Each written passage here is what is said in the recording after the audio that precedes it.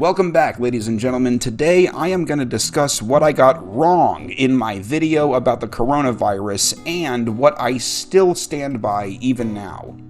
Now, in case you missed it, a couple of videos ago, I totally underestimated how bad the coronavirus was going to be for America. Now, since then, some of my friends had asked me, hey, why don't you delete that video? Well, for starters, one of the reasons is because that's not the way investing works. You don't just sell a losing stock and then brag about how you've never made a mistake. You know, every investor makes bad predictions, and this sure was one of them for me. But, I would like to analyze it, go through it, and see what I got so wrong. And also what I still stand by and what I still say is right.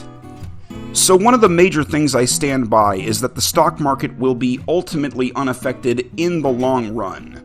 So I call myself the epic investing nerd for a reason. Other than that, it's synonymous with awesome. See, an epic is a very long story with a lot of ups and downs and adventures and all kinds of stuff. Now, I've said it before and I'll say it again, I'm not a speculator, I'm an investor, meaning I don't buy things just to sell them in a few months or even a few years. I'm building a portfolio with the hope that in several decades I'll be able to live off the dividends alone. In that sense, several decades, I 100% stand by that the coronavirus will be inconsequential, completely inconsequential, and that's even if it dips far further downward from where it is now. Alright, so what did I get wrong most? Well, first, the part that aged worse was where I started talking about the February statistics. Now, you gotta understand for this part, I'm coming at it from my own Korean perspective, and by the way, I'm not actually Korean, I'm a white guy living in Korea for the past 9 years, but I was looking around at the country that was at the time one of the countries that was being hit hardest by it, and I was looking at how the government was implementing these control measures and the people were obeying it. They were listening to the authority on this matter. They were listening to the doctors, they were listening to the government, and they were putting their trust in them and not going outside because they were listening to what the authorities and medical experts were having to say on it.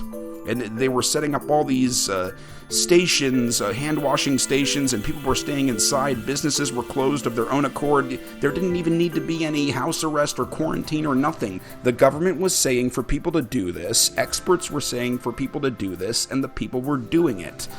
This is going to bring me to the part that's going to offend most of you, and quite frankly, I don't care, because just because you're offended doesn't mean that you're right.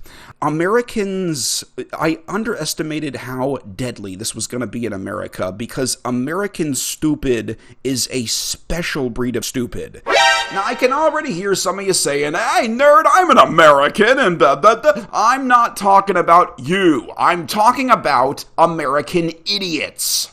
I'm not saying Americans are dumber. They're not. I've lived in many different countries. I still live abroad. Stupidity is multicultural. I guarantee you there are plenty of Korean idiots. What I'm saying is that when Americans are stupid, they come with a special breed of privilege and entitlement, and this is both for the left and the right. I'm not talking about any political thing here. American stupid is entitled stupid. And why are you speaking for TSA in this matter? No, I'm speaking for the airport.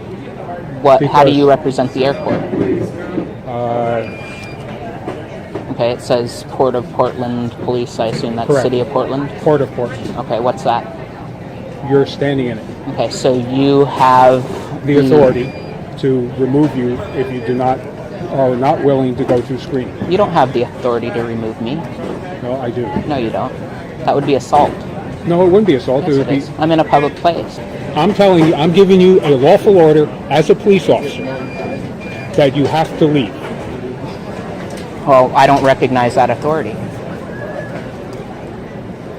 But we told you he's an Article 4 free inhabitant, so he does not have to have a license. This is on recording. Are you saying you have authority over me? Yes, I do. You have proven authority over me. Yes, I do. How did you do that? The County of Imperial through the sheriff. You do not have authority over a human being, over a free inhabitant. Well, see, that's I where am you're a free mistaken. inhabitant. I am of That's the where earth. I do not belong to any corporation. I do not belong to any country. Yeah, but- No, a free inhabitant is they are allowed to. They're free people. They have all of the rights of a U.S. citizen without following any of their laws. Well, that would just be pure anarchy if that were the case. No, because So- we're. Put that rifle on the ground! Take his arm off your neck! What's the matter with you? What's the matter with you? This is a public common area. You fucking stand down. Put your hands above your head. I'm not doing anything. You don't tell me what to do, dude. I'm your boss. You understand? My tax dollars pay yours. What I've been witnessing in real time is a case study in the difference between Korea and America, especially Korean idiots and American idiots. So let me stress, I'm not saying Koreans and Americans overall. I'm saying Korean idiots and American idiots. Due to deeply rooted cultural factors, Korean idiots place blind trust in authority, whereas American idiots have blind aversion to authority. A Korean idiot will say, "The government said it, therefore it must be true." An American idiot will say, "The government said it, therefore it must be false." Actually, American idiots' blind aversion to any and all authority gets more toxic still. Doctors recommending any kind of restrictions, whose medical advice can't be summarized as, "Everyone, just do whatever you want," are viewed as sleeper agents of tyranny and oppression. So bearing in mind that every country has idiots, guess which country handled the coronavirus pandemic better? My mistake now is clear. I already knew idiots are universal and appear in every country, but I forgot to incorporate how idiots' views are shaped and conditioned by different cultures, and the special way that current American culture shapes and conditions the worldview and narrative of idiots, during a pandemic especially, is a recipe for disaster. And in terms of deaths, it just may be the greatest disaster in U.S. history, but only time will tell. In the meantime, my fellow Americans, I suggest you take a lesson from the Koreans and stay indoors, wash your hands frequently, and if you go outside, wear a face mask at all times. And for the love of God, stop thinking that every single rule is some sort of personal attack on your freedoms. If following any rule really bothers you that much, think of it instead as an investment. Sacrifice just a little bit now so you can reap a large benefit in the future.